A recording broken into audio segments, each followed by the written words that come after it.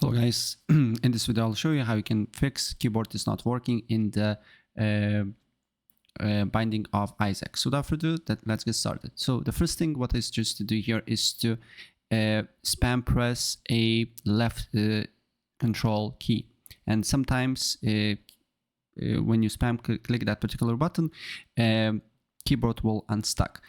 Second thing that I suggest to do here is to unplug all the controllers that is plugged in, and sometimes because controllers sometimes interfere with a keyboard, and in that way that's why your keyboard is not working. And if this do not work, then I suggest you to completely close the game, then go and search and look for documents.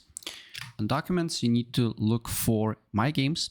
Then you should see, for example, my particular case is Binding of Isaac Rebirth and Repentance. So first go to Rebirth and look for options, Y and Y, and press on View to see the extensions, and then right click and open a notepad, and then look for a controller hot plug, and for you probably is 1, so change it to 0 and save it.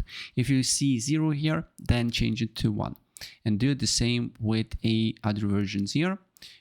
Options button here, press open and change it to 0 or 1 depending what you have first, and don't forget to save it, and then your keyboard should work. So that's pretty much it.